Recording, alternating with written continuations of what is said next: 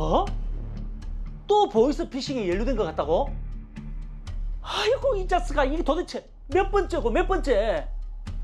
아이고 속 터져 진짜.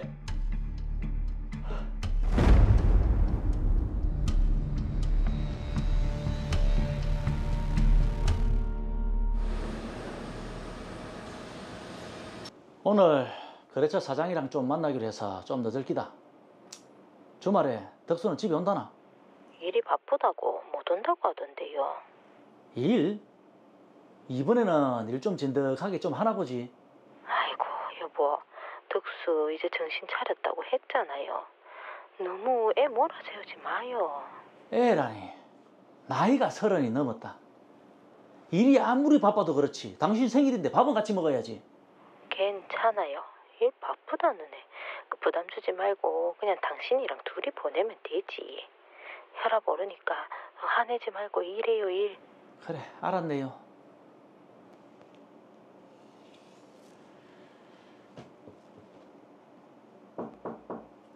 예, 들어오세요. 아버지, 어? 네가 회사에는 무슨 일이고? 일이 바빠서 엄마 생일에도 못 온다는 녀석이. 아버지, 큰일 났습니다. 저 좀 살려주세요, 아버지. 왜? 무슨 일인데? 아버지, 저 범죄자 되게 생겼습니다. 네? 사고 쳤나? 아버지, 그게 아니라요. 저 진짜 억울합니다. 저도 모르는 사이에 보이스피싱에 연루된 것 같습니다. 친한 형이 자기 계좌에 문제가 있다 그랬나? 그래서 저한테 송금해 줄 테니 출금해서 자기한테 달라 그랬거든요. 그래서 그렇게 해줬습니다. 그런데? 근데 그게 보이스피싱이었나 봅니다. 친한 형은 잠수 타버리고 피해자한테 돈 안 돌려주면 형사처벌 받는답니다. 뭐? 아버지, 일이죠. 저 좀 살려주세요. 저 진짜 억울합니다. 저 진짜 몰랐다고요. 아버지, 저 빨간 죽고이면 인생 끝장나는 겁니다. 아버지, 제발 저 돈 좀. 피해 금액이 얼만데? 5천만 원이요. 뭐? 5천만 원? 아버지 저 진짜 억울하다니까요. 이대로 아들 범죄자 되도록 놔두실 거예요? 아이고 조심 좀 하지. 돈 줄 테니까 피해자들한테 얼른 돌려줘라. 감사합니다. 감사합니다, 아버지. 감사합니다.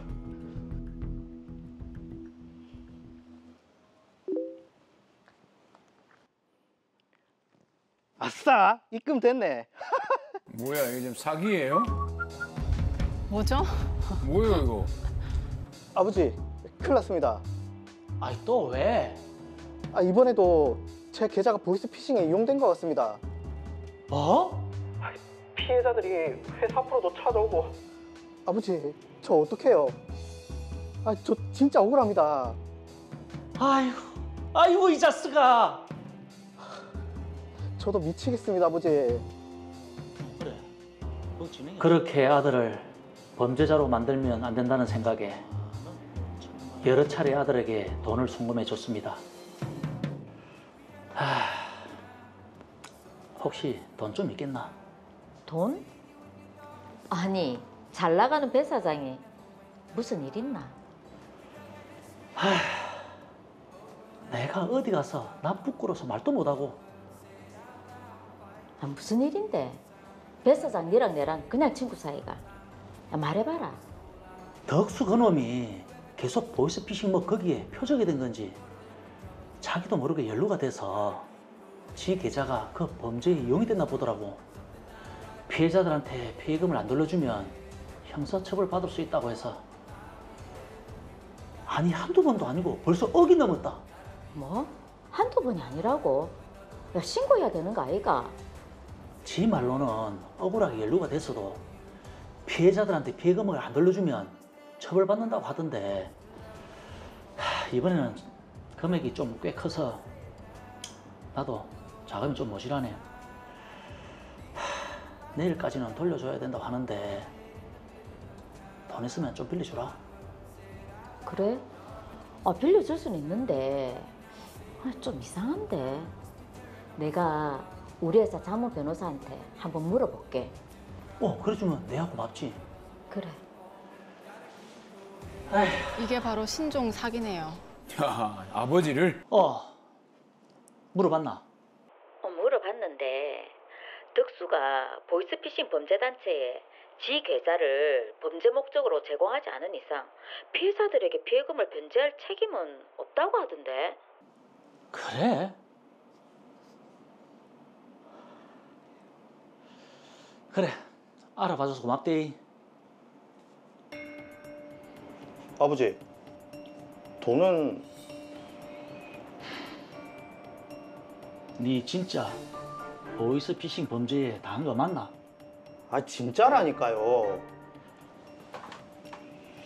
그럼 내랑 같이 경찰서에 가자.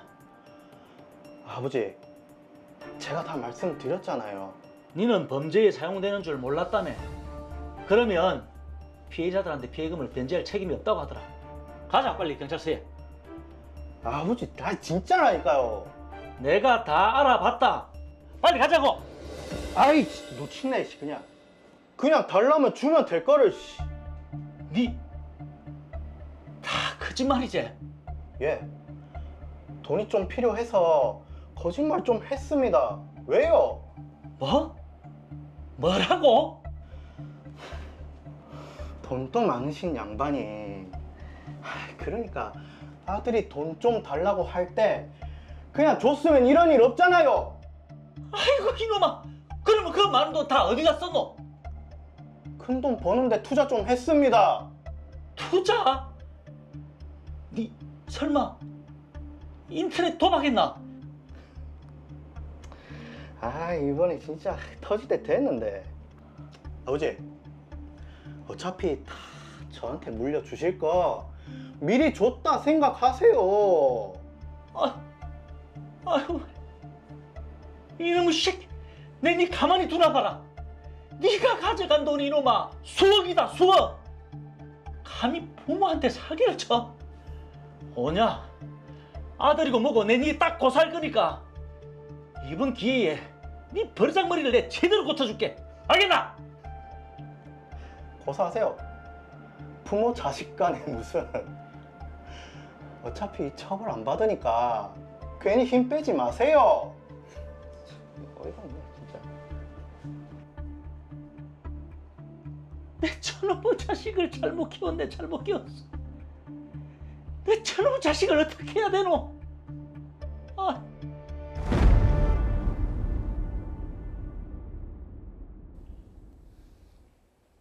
그러게요. 아버지가 얼마나 분통이 터지면 아들을 형사 고소까지 하겠습니까? 야, 그러니까요. 상황이 저 정도 되면은 사실 무자식이 상팔자다.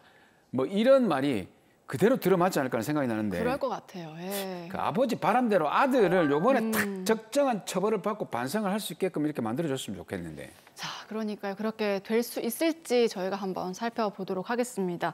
자, 이영웅 변호사님, 아들 배덕수 씨가 부모 자식 간에 고소를 해도 이게 처벌을 받지 않는다 하면서 맞서고 있는데 맞습니까?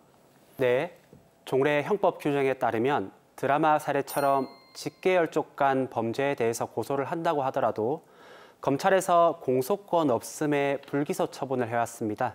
최근 유명인들의 가족 간 재산 문제들이 이슈가 되면서 흔히 들어보셨을 텐데요. 네. 이를 친족 상도례라고 합니다. 그렇죠. 친족 상도례 저희가 가족 간 분쟁에서 종종 들어봤는데 다시 한번 구체적으로 설명을 좀 부탁드려도 될까요?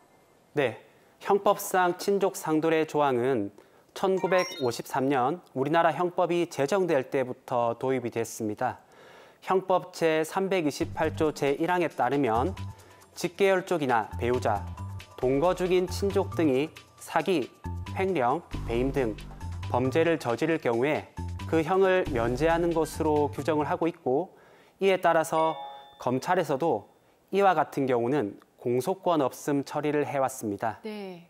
가정 내 문제는 가족끼리 먼저 해결을 할 기회를 주자는 취지로 국가 형벌권이 간섭하지 않는 것이 바람직하다는 정책적 고려와 함께 가정의 평온이 형사처벌로 인해서 깨지는 것을 막으려는데 그 입법 취지가 있었다고 볼 수 있습니다. 네. 이 가정 문제는 가정에서 먼저 해결하라 이런 취지인 것 같은데 사실 이게 지금 친족이라고 말씀을 하셨잖아요. 아까도 대충 보니까 그 범위가 있는 것 같은데 친족이라고 하면 무조건 이 친족 상도례 적용을 받는 건 아니죠? 꼭 그렇지는 않습니다. 우선 친족 상도례라고 하는 것은 두 가지 유형으로 나뉩니다. 첫 번째로 형법 제328조 제1항은 직계혈족, 배우자, 동거친족, 동거가족 또는 그 배우자 간의 죄는 그 형을 면제하는 것으로 규정을 하고 있고 형법 제328조 제2항은 1항에서 정하고 있는 이외의 친족 간의 죄에 대해서는 피해자의 고소가 있어야 공소를 제기할 수 있는 것으로 규정을 하고 있습니다.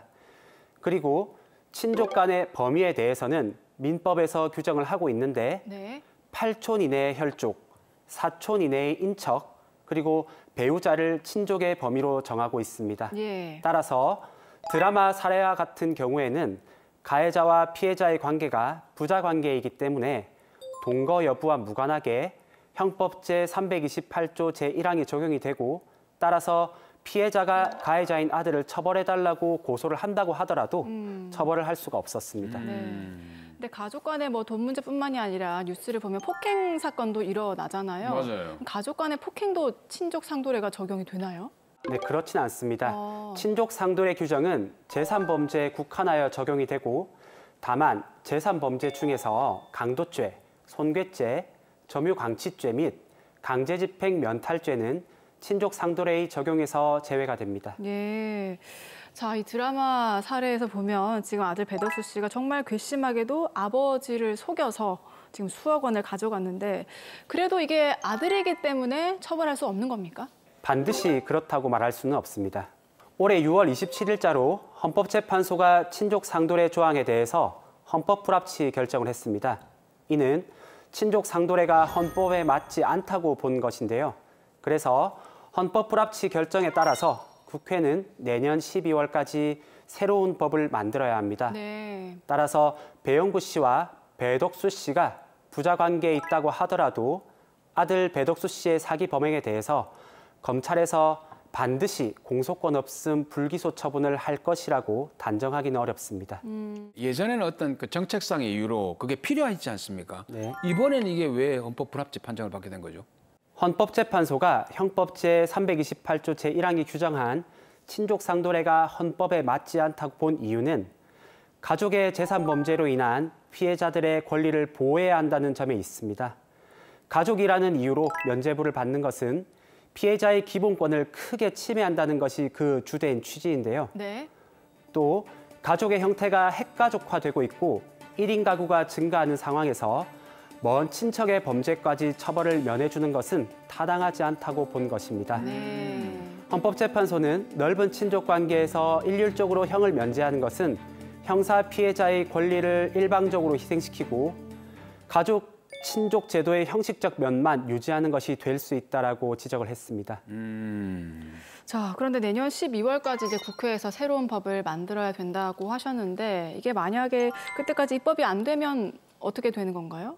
헌법재판소는 2025년 12월 31일까지 국회가 개선 입법을 하지 않을 경우에는 형법 제328조 제1항은 2026년 1월 1일부로 효력을 상실한다고 결정을 했습니다. 네. 따라서 헌법재판소가 명시한 기한까지 법률 개정이 이루어지지 않으면 종전까지 효력을 가졌던 형법 제328조 제1항은 더 이상 효력을 가질 수 없게 됩니다. 이에 2026년 1월 1일부터 형법 제328조 제1항의 친족 간의 재산 범죄에 대해서는 더 이상 친족 상도례가 적용이 되지 않고 수사, 기소 및 처벌을 받는 것으로 판단이 될 수 있습니다. 네. 자, 그리고 저는 이제 이것도 궁금한데 이미 발생한 이 사안에 대해서는 친족 상도례 규정이 적용될 수 있는지 어떤지 좀 궁금하네요. 조금 더 어려운 개념이 될 수 있는데요.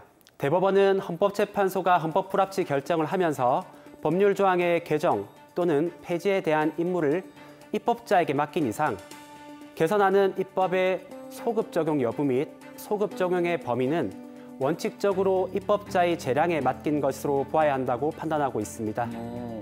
그러면서도 적어도 헌법 불합치 결정을 한 당의 사건 그리고 헌법 불합치 결정 당시에 당의 법률 조항의 위헌 여부가 쟁점이 되어서 법원에 계속 중인 사건에 대해서는 헌법 불합치 결정에 소급효가 미친다고 판단을 하고 있습니다. 네. 이러한 측면에서 보면 헌법재판소의 헌법 불합치 결정 당시 당해 사건 및 당해 친족 상돌의 규정의 위헌 여부가 다투어지고 있던 사건의 경우에는 개정 규정이 소급해서 적용되는 것으로 해석될 수 있습니다. 사실 저는 이것도 궁금한 게 지금 우리가 드라마 사례를 봤잖아요. 예. 이게 저희들이 이제 뭐 막 재현을 해서 그렇지 설마 이런 일이 있겠나 생각하는 사람이 이런 많거든요. 일까지. 그쵸. 실제로 예. 이런 일들이 일어납니까 근데? 믿기 어려우시겠지만 최근 자녀들이 부모를 상대로 재산죄를 범하는 경우가 상당히 많이 있습니다. 그리고 실제로 이와 같은 문제로 상담 문의를 주시는 경우가 덜어 있습니다. 그래요. 부모들로부터 미리 상속 재산을 증여를 해달라는 취지로 주장을 하면서 폭행, 협박 등 범죄 행위를 하는 경우, 특히 부모가 알츠하이머를 겪는 등 정신 상태가 온전치 못한 상황에서 이러한 사정을 악용해서 사기 범행을 하는 경우들이 빈번하게 있습니다. 네. 그런데 이와 같은 경우에도 자녀들의 행위에 대해서 처벌을 하지 못하고 민사적인 방법을 통해서 권리 구제를 강구해야 하는 피해가 지속되어 왔던 것입니다. 앞으로 또 가족 간 재산 범죄 사건 더 늘어날 것 같은데 변호사님께서는 친족 상도례가 이게 어떻게 좀 바뀌어야 된다고 보세요? 헌법재판소는 형법 제328조 제1항의 위헌성이 일정한 친족 사이의 재산 범죄와 관련해서 형사처벌의 특례를 인정하는 것에 있는 것이 아니라 넓은 범위의 친족에 대해서 재산 범죄의 경중을 묻지 않고 피해자의 의사와 관계없이 일률적으로 형면제를 함에 따라서 구체적인 사안에서 형사 피해자의 재판 절차 진술권이 형해화될 수 있는 것이 문제라고 지적을 했습니다. 따라서 이러한 점을 근거로 헌법 불합치 결정을 했습니다. 또한 형법 제328조 제1항 이외의 친족에 대해서는 피해자의 고소가 있어야 공소를 제기할 수 있다라고 하는 형법 제328조 제2항의 규정은 헌법에 위반되지 않는다라고 판단을 했습니다. 네. 그렇죠. 이에 따르면 형법 제328조 제1항의 친족관계, 즉 직계혈족, 배우자, 동거친족, 동거가족 및 그 배우자의 경우에 있어서도 제2항의 경우와 마찬가지로 피해자의 고소가 있는 경우에 한해서 공소를 제기할 수 있다라고 개정을 하는 것이 친족관계의 특수성을 고려를 하면서도 피해자의 재판 절차 진술권을 존중할 수 있는 방안이 될 수 있다라고 생각이 됩니다. 네. 친족 상도례 규정이 좀 얽매여서 이러지도 저러지도 못했던 그런 사건들 참 많을 것 같은데 맞습니다. 적정한 개선이 되면 좋겠습니다. 자, 마지막으로 의뢰인 배영구 씨께도 한 말씀 더 해주시죠. 헌법재판소의 결정에 따라서 친족 상도례 규정이 어떻게 개정될지 예단하기는 어렵겠습니다만 본래 친족 상도례 규정이 도입된 취지를 고려하셔서 자녀분과 이 문제를 어떻게 풀어나갈지 대화를 해보시기를 권해드립니다. 그리고 대화를 통해서도 자녀분이 계도가 되지 않는다면 법률 전문가의 상담을 통해서 자녀분에 대한 민사상 조치를 취하는 이외에 형사적으로도 고소를 진행하는 방안을 모색해 보시기를 권해드립니다.